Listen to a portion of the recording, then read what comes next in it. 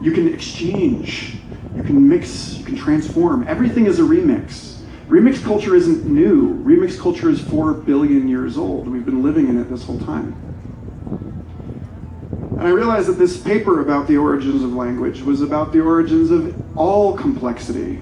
This is how we, quote, get something from nothing, which is imprecise. This is how we get order from chaos, although that's also sort of imprecise. I held this in tandem with another paper about songbird vocal learning. Turns out songbirds, we can learn a lot about ourselves from them because they have a song. They have a bank of songs. They have dialects. They have a regional diversity of tongues. And these songbirds, the more complex the song, seems to have some relationship to the complexity of the geography of the landscape in which these songbirds live. That the more diverse a forest, the further a bird will have to fly to find a tree of the precise same kind where a bird of the precise same kind exists. And so these birds become more worldly, more sophisticated as they travel beyond the sphere of the familiarity and into foreign dialects. And I realized that between these two papers, there was sort of a thesis about our world and where it's going and where it's come from and the tilt of the texture of our cosmos and that it is that the more complex our environments, the more complex the organisms and the societies in those environments must be in order to adapt, in order to thrive within them. Because in this space, you've got there's a new syntax of communication that emerges in a festival like this compared to, 2 stages, 1 production company. And something emerges out of this that's qualitatively different. It's a new level of organization. And that all of this is based, again, on this decay, the metabolism of that original inspiration, that original explosion into every possible river running down every possible mountain, fertilizing every possible forest, using every possible chemistry on every possible world. And that the future, if we can say anything about the future, we can say that the future will be more of everything that already is. This is actually a truism in science fiction. We say that in science fiction that it's not really about the future. It's about the future of this moment in which we are writing it, in which we are reading it. That it is a statement about where we would go from here. It's looking into the magic mirror. The magic mirror doesn't tell you your future. It tells you the future of the person sitting there at this moment. And if you look again in the next moment, it's a different future because you're a different person. So I supposedly was going to give a talk on time today.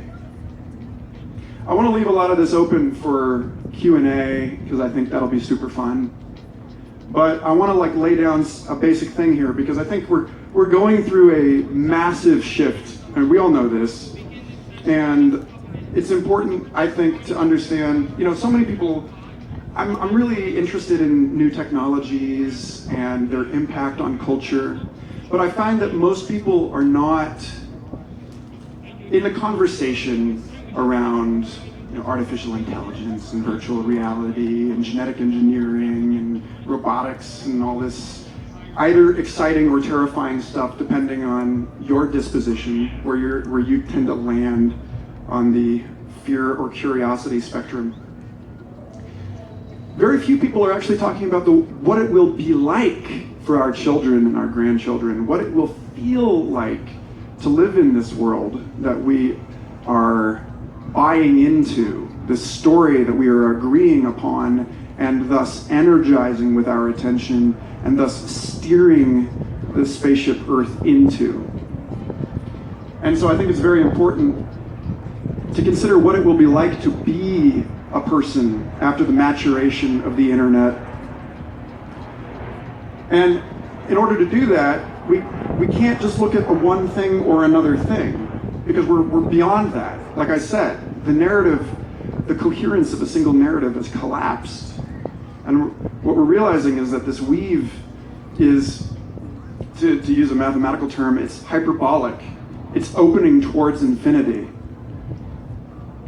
It is the evolutionary process stretching to transcend itself by metabolizing the decay. So we get this, if you will, if you're a geometrical thinker like I am, you can kind of see the engine of all of this as a counter-rotating toroidal flow, where everything is going to hell in a handbasket and accelerating towards that shining city on the hill.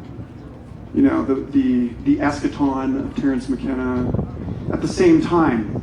But wait a minute, that eschaton is the one free miracle. If that thing, that strange attractor drawing us all into its bosom, that ineffable emergent force that reaches back through time to organize history, to lead to its own advent, that's the one free miracle that McKenna was saying physicists give the Big Bang. It's the same thing. It's like, well, we don't understand it. So we're moving into this point where, like as Kevin Kelly said, every question answered raises two more questions. So even as knowledge grows exponentially, our awareness of our ignorance grows exponentially faster than our knowledge. And science approaches art and religion and converges as the tent poles of a new, unified, multi-perspectival human inquiry, anchored in the humility of our not knowing what the hell is going on here. But, again, we can say that what it seems is that all of this evolution is metabolizing our categories. These categories are not permanent, you know, they're not eternal. They're concepts that we, like words, like syntactical relationships, they emerged out of need. And so new categories are swallowing them in the same way that the cells once swallowed other cells to form complex cells with organelles within them. And we moved from bacteria to the nucleated organism, and then that thing teamed up and outcompeted in its anti-fragility, in its resilience, diversity, in its adaptability, in its ability to learn, grow, change, play, became more flexible. And then that thing grew into tissues and organs and people and societies. And as Bruce is going to say on stage after me here, we are at this threshold where we're about to recapitulate the division of that first cell, the first mitosis. As we create new vesicles, new biospheres in space, and Earth reproduces its ecosystems and casts us out into a new era of a new radiation of evolutionary development. But part of this categorical digestion is the digestion of the binary of creation and destruction, of birth and death. Because trained in paleontology, I have a unique and pointed appreciation for how every major evolutionary event on this planet coincided with a mass extinction. This is true everywhere. This is true at the origin of photosynthesis and what they call the Great Oxygenation Event of 2.2 billion years ago, where at the time all life on Earth was anaerobic. Oxygen was a poison. And so when photosynthesis started belching oxygen into the atmosphere as a byproduct, when we realized that we could exploit solar energy to create sugar, and we've loved sugar for a long time.